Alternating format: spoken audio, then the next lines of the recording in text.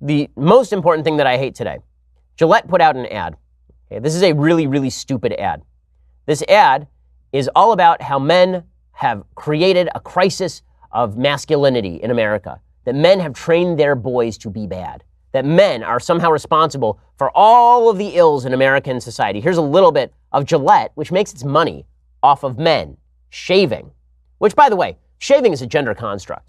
Okay, shaving that's something that society has placed on you.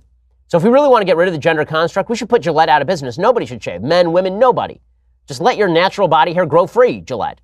Why can't you get over your own gender biases, Gillette? In any case, Gillette runs a commercial all about toxic masculinity in order to virtue signal to the social justice warrior crowd. Bullying. The Me Too movement against sexual harassment. Masculinity. Is this the best a man can get? Shows boys running and screaming and texting freak at people. We can't hide from it. And a woman hugging a boy who's been bullied. It's been going on far too long. And then we see men on TV sexually harassing women and boys watching. Who's the daddy? What I actually think she's trying to say. Making the same old excuses. Boys will be boys. Boys will be boys. Okay, can we pause it there for a second? So the idea here is that all men are sitting by saying boys will be boys when boys do bad things. And there are a bunch of images here that just make no sense. Have you ever been at a party where one boy is beating the living hell out of another boy and they're like 7, and all the fathers are standing around by the barbecues going, boys will be boys? And there are certain areas in which boys are boys. They are rambunctious. They are aggressive. They tend to fight each other more. All of that's true. But I have never remotely seen a situation where two boys are beating the crap out of each other, and the fathers are just standing around going, boys will be boys. You know how fast the dad steps in and stops that stuff? Like, immediately. And then I love this little scene that they've got of a man in an office building putting his hand on a woman's shoulder and saying, what I think she means is, because that's totally equivalent to sexual harassment. Maybe she didn't say something, maybe she said something dumb. I mean, like, we didn't see the rest of that conversation. So the assumption is that men are constantly telling women to pipe down because they have to mansplain. But a lot of cases of quote-unquote mansplaining, I mean, frankly, not to play into sexist stereotypes, but if we were going to talk about mansplaining, I have been in many, many more scenarios at a dinner party where the woman is womansplaining what the man just said.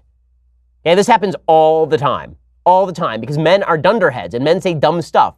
And then their wives have to step in and say, well, Bob, I think what you really meant to say was, because when people say things that are dumb, other people want to explain away the things they said that are dumb.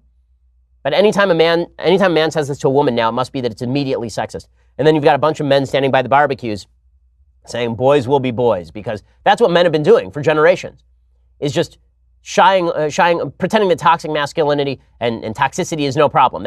It's been too much male presence that has destroyed America. That's really the message of this Gillette commercial, and it continues along these lines. And then we get clips of Anna Kasparian from the Young Turks. Come on. And there will be no going back. Because we believe in the best in men. Men need to hold other men accountable. Smile, sweetie. Come on. To say the right thing.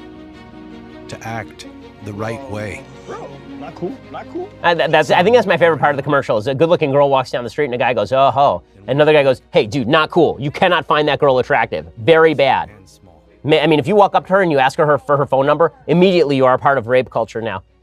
This commercial, which lumps in masculinity with toxic masculinity, as though it's been fathers inculcating toxic masculinity, is sheer nonsense. You want to know what has created serious problems in American society? It's a lack of men, not overpresence of men. It's been dearth of men that has created massive problems in American society.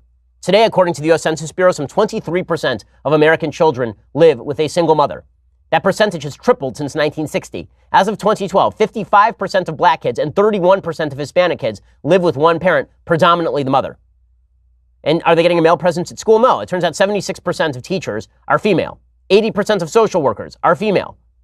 At the same time, toxic masculinity has risen. So maybe it's that in the absence of a strong male presence providing guidance to young men, what you end up with is toxic masculinity. Because it turns out that if you're getting your male influence from other teenagers, teenagers are stupid and more aggressive, and they make worse decisions. So it's not that there have been too many fathers inculcating bad ideas in their kids. It's that there have been too few fathers around to teach their sons responsibility and decency. That's the major problem in American society, not too much masculinity. This is why it's so ugly when folks on the left merge masculinity and toxic masculinity, when they suggest that, it's really the presence of fathers, and fathers have to rethink what masculinity means. No, maybe what you need is more fathers who thought along the lines of traditional masculinity, being a gentleman, taking responsibility, providing, containing your emotions to the extent that they don't take control of you.